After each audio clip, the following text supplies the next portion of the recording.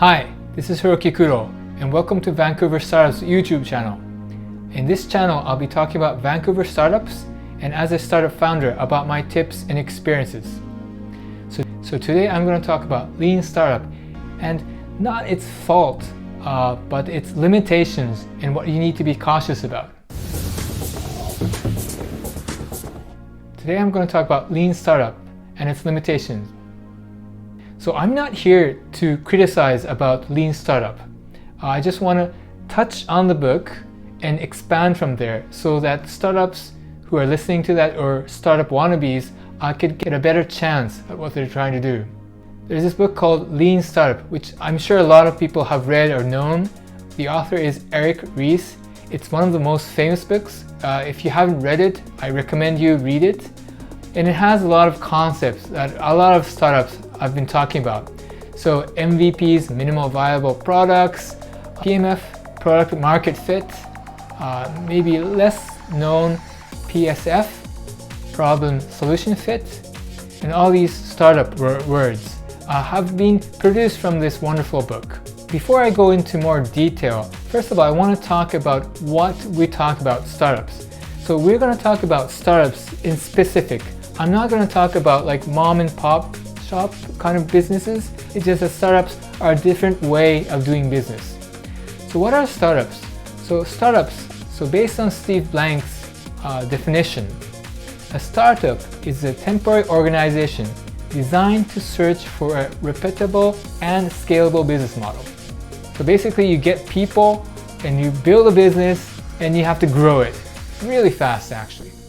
So that's typically a startup. Now for lean startup, the book explains about build, measure, learn.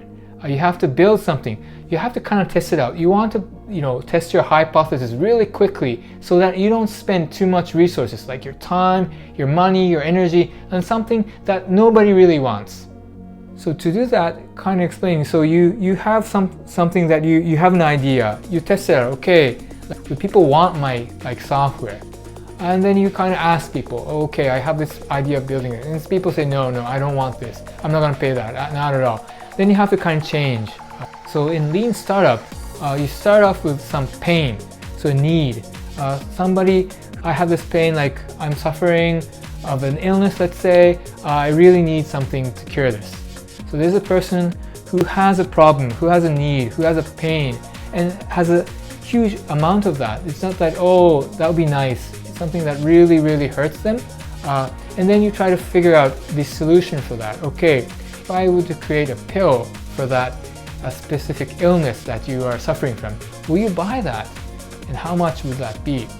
And you kind of test it out. So, okay, we have a need, we're coming to a solution, and then, okay, we have a market. Does this sell?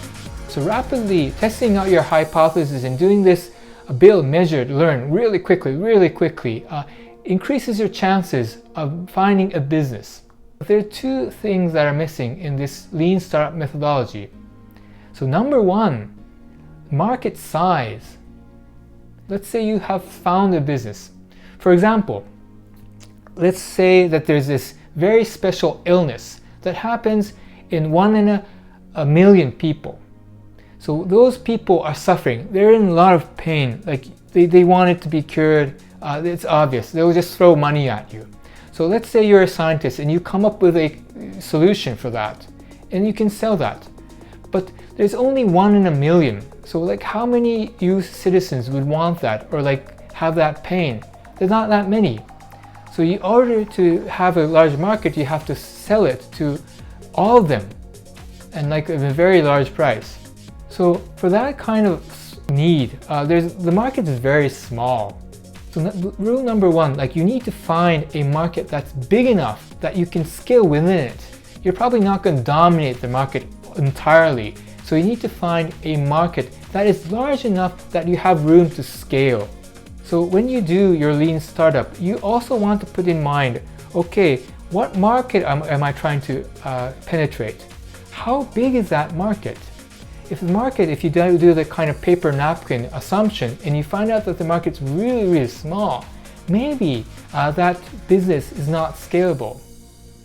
there'll be arguments saying that, okay, well, lean startup is a starting point. Like you find a need, you find a product, you find sort of a market, but while you're doing that, you'll find more needs and you kind of build up on that.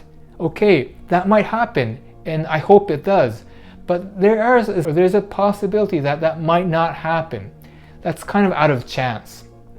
So to increase your chance, and that's the whole purpose of doing this lean startup, is to increase your chance of succeeding and eliminating all the elements, all the hypotheses, all the things that you might drain your resource in to increase your possibility of success. So you don't want to go into a market knowing that the market is really small. So the first point you want to add on to lean startup, I'm not saying lean startup is a bad methodology, I'm just saying that you would want to add something, and that is to understand the market size that you're trying to attack. So number 2 is startups, you need to grow. If it's not going to scale, if it's going to grow very, very subtle, very, very slowly, it's debatable that is that really a startup. So you want to have a business that really scales up quite rapidly.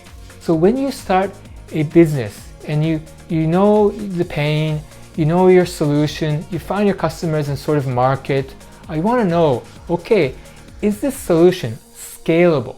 Let's say it's a software. Okay, software you can sell to a lot of people. The selling process, is it fast? Is it repeatable? Like, can you scale it? Can you just get more and more, like, can you just recruit more and more salespeople and then it'll just like lift off? Is that the case? Or spend very long time to acquire each customer. Let's say the sales cycle is like more than 1 year. You have to get one customer at each time. If that's the case, the business growth may be very, very slow. And you won't really say it's ramping up really quickly. So when you have that business model, when you kind of get to that business model point, you want to figure out how rapidly can you scale it? Is it scalable? Is it not? If it's not scalable, you might not call it a startup anymore, and you might not want to be in that business. So people who are starting their startup or thinking of starting a startup, additional to lean startup, you want to think about 1, market size, and 2, how scalable is your product or your solution going to be? So those are the 2 things that I personally recommend that you should add to lean startup framework so that your business can succeed in a large scale. Thank you for watching this video to the very end. I hope this video was useful for you, and if it was, please like it and subscribe to the channel. I'll be producing more videos in the future talking about my experience, my tips on startups, and also Vancouver startups. So see you then. Bye.